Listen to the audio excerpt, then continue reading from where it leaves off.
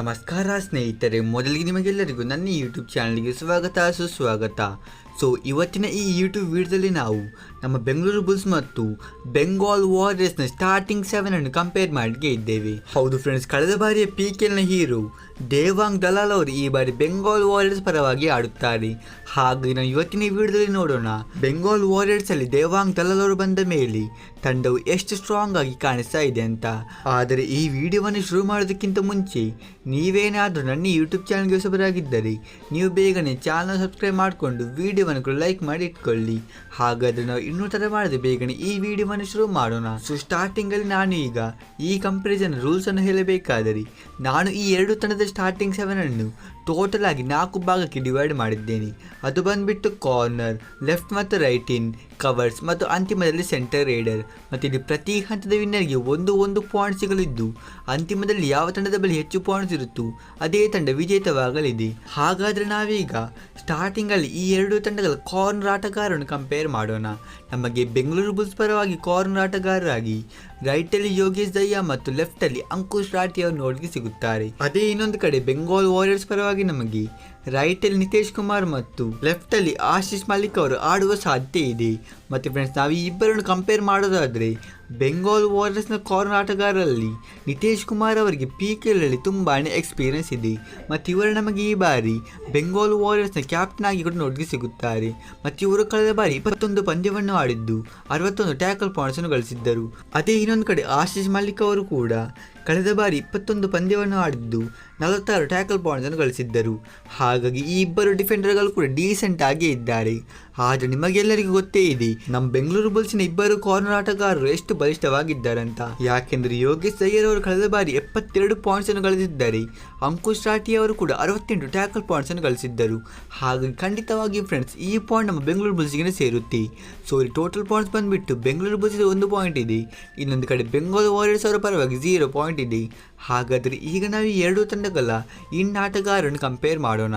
ನಮಗೆ ಬೆಂಗಳೂರು ಬುಲ್ಸ್ ಪರವಾಗಿ ಆಟಗಾರರಾಗಿ ಪಂಕಜ್ ಠಾಕೂರ್ ಮತ್ತು ಗಣೇಶ B ಅವರು ನೋಡಿಗೆ ಸಿಗಬಹುದು. ಅದೇ ಇನ್ನೊಂದು ಕಡೆ ಬೆಂಗಾಲ್ ವಾರಿಯರ್ಸ್ ಪರವಾಗಿ ರೈಟಲ್ಲಿ ಸುಶೀಲ್ ಕುಂಬ್ರೇಕರ್ ಮತ್ತು ಲೆಫ್ಟಲ್ಲಿ ಇಮಾಶ್ ನರ್ವಾಲ್ ಅವರು ಆಡುವ ಸಾಧ್ಯತೆ ಇದೆ.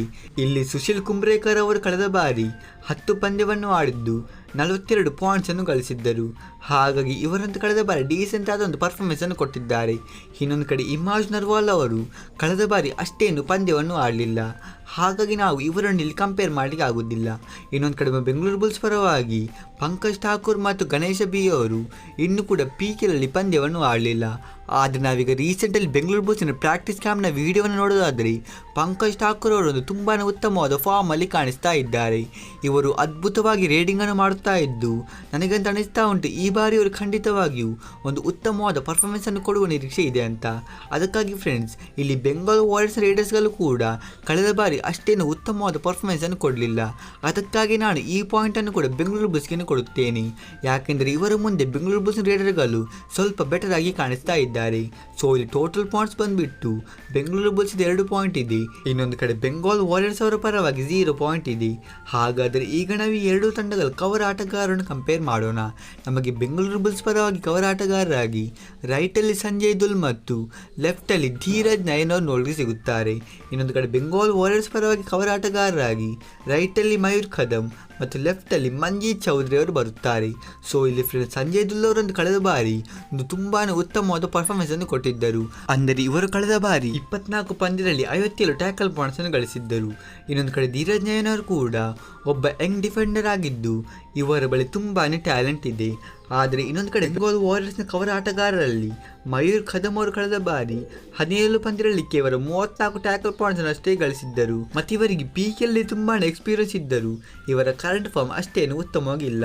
ಇನ್ನೊಂದು ಕಡೆ ಮಂಜೀತ್ ಚೌಧರಿ ಕಳೆದ ಬಾರಿ ಕೇವಲ 9 ಪಂದ್ಯವನ್ನು ಆಡಿದ್ದು 24 ಪಾಯಿಂಟ್ಸ್ ಅನ್ನು ಗಳಿಸಿದ್ದರು. ಹಾಗಾಗಿ ಇಲ್ಲೂ ಕೂಡ ನನಗೆ ನಮ್ಮ ಬೆಂಗಳೂರು ಬುಲ್ಸ್ನ ಕವರ್ ಆಟಗಾರರು ಬೆಂಗಾಲ್ ವಾರಿಯರ್ಸ್ಗಿಂತ ಬೆಟರ್ ಆಗಿ ಕಾಣಿಸ್ತಾ ಇದ್ದಾರೆ. ನಿಮ್ಮ ಪ್ರಕಾರ ಈ ಪಾಯಿಂಟ್ ಯಾರಿಗೆ ಸೇರಬೇಕಿತ್ತಂತ ನೀವು ನನಗೆ ಕಮೆಂಟ್ ಬಾಕ್ಸಲ್ಲಿ ತಿಳಿಸಬಹುದು. ಈ ಟೋಟಲ್ ಪಾಯಿಂಟ್ಸ್ ಬಂದ್ಬಿಟ್ಟು ಬೆಂಗಳೂರು ಬುಲ್ಸ್ 3 ಪಾಯಿಂಟ್ ಇದೆ. ಆದರೆ ಬೆಂಗಾಲ್ ವಾರಿಯರ್ಸ್ಗೆ ಇನ್ನೂ ಕೂಡ 0 ಪಾಯಿಂಟ್ ಇದೆ. ಹಾಗಾದರೆ ಫ್ರೆಂಡ್ಸ್, ಈಗ ನಾವು ಅಂತಿಮದಲ್ಲಿ ಈ ಎರಡೂ ತಂಡಗಳ ಸೆಂಟರ್ ರೇಡರ್ ಅನ್ನು ಕಂಪೇರ್ ಮಾಡೋಣ. ನಮಗೆ ಬೆಂಗಳೂರು ಬುಲ್ಸ್ ಪರವಾಗಿ ಸೆಂಟರ್ ರೇಡರ್ ಆಗಿ ಆಕಾಶ್ ಹಿಂದೆ ಅವರು ಬಂದರೆ, ಇನ್ನೊಂದು ಕಡೆ ಬೆಂಗಾಲ್ ವಾರಿಯರ್ಸ್ ಪರವಾಗಿ ಸೆಂಟರ್ ರೇಡರ್ ಆಗಿ ದೇವಾಂಗ್ ದಲಾಲ್ ಅವರು ಆಡುವ ಸಾಧ್ಯತೆ ಇದೆ.